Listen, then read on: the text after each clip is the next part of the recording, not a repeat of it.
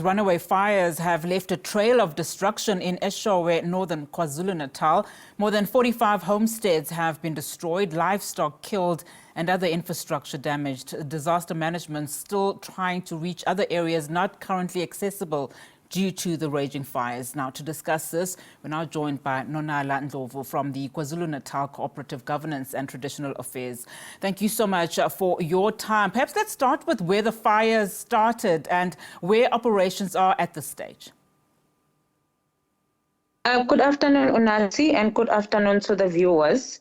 We, as the Provincial Disaster Management Center, we're not quite sure where the fire started, but we just got reports that there were raging fires starting on Sunday, because we were already experiencing winds, strong winds, and in Umlalazi, Eshowe was reported to be highly affected, and at that point and even now, the focus was on making sure that we ensure the safety of the residents and move whoever we could move, and the disaster management teams, they were trying to put out the fires. So at this stage, we don't have specifics as the provincial teams, but the district teams are on the ground and are working with the communities to assist them.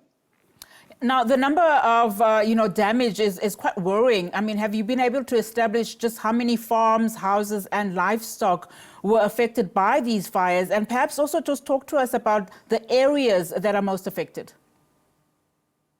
Okay, the preliminary reports that we have is that in the Umlalazi local municipality, which includes Eshowe and other areas, surrounding areas, is that there's about 40 households that were affected, that were gutted by the fire. In terms of the information on the farms, we don't have the exact numbers, but we do know that farms in the Cooperative area were also affected by the fires, and a lot of produce was actually lost during that time. We're not sure of the number of the livestock because the assessments are still ongoing. But we do know that there is a huge loss that has happened. The Department of Agriculture is on the ground as we speak, working with farmers to actually assess the damage and give us figures, the exact figures in terms of the livestock and in terms of the farms that have been affected. But besides that, other areas were also experiencing the fires, although there isn't a lot of damage that was reported because these were just felt fires and they were affecting the grass in the areas. But Eshowe, Umlalazi local municipality, Cooperative, and parts of Umtonjaneni are areas that were hugely affected, and we've seen households being destroyed. There is also a report of a fire within Umgeni municipality that affected an informal settlement called Togoza Informal Settlement, where 6 families are reported to have lost their belongings there. So the tally is continuing. We are continuing to receive reports, and as we get figures, we will be confirming the exact number of people that have been affected by the situation. And how are rescue workers able to, operate during this time? Because as you say, there are fires that are still currently ongoing. I mean, how are they managing to access those areas that you speak of in terms of those that are still desperately seeking help?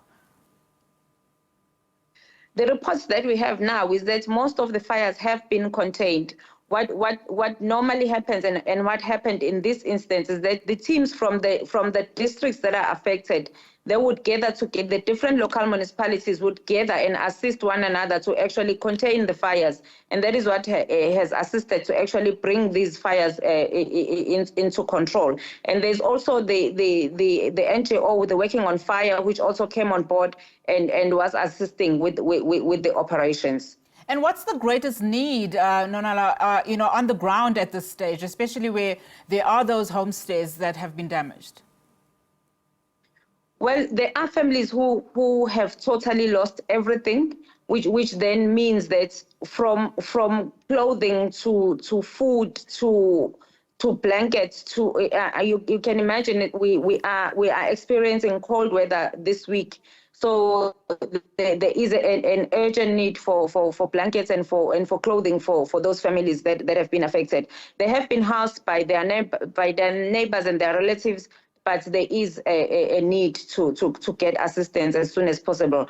Having said that, the Department of Social Development is already on the ground. SASSA as well is already on the ground, providing the relief that is so desperately needed at this stage. And of course, I mean, these fires, they come a month after a tornado also hit, and damaged a lot of areas in KwaZulu-Natal, particularly in Otongati area. How are you as a department handling all of these matters? I would imagine that you're still dealing with that particular matter. We are still dealing with the matter of Otongati, although the different departments have now taken up their responsibilities and they are providing to the communities as they are mandated according to the work that they do as departments. This is putting a severe strain on the resources of government, because as we know, the fiscus is already strained even as we speak. But as much as possible, we are working with the social partners to make sure that the communities that are affected do get a kind of assistance that will make them able to continue with their lives. But I must say, it's not an easy situation or an easy period that we are finding ourselves in. And we always issue these warnings and ask committee members to actually cooperate and assist us. In the event of a tornado, it's a different case. But with fires, it's some of these fires can actually be prevented and be avoided. And we issue those warnings to community members and say that we are expecting strong winds and we are discouraging people from starting fires. But it would seem that sometimes these warnings, they fall on deaf ears, and we cannot overemphasize the need for communities to remain vigilant, even as they see fires that they did not start, to immediately try and arrest those fires so that we don't get ourselves in a position where our community members are losing their belongings and sometimes even losing their lives.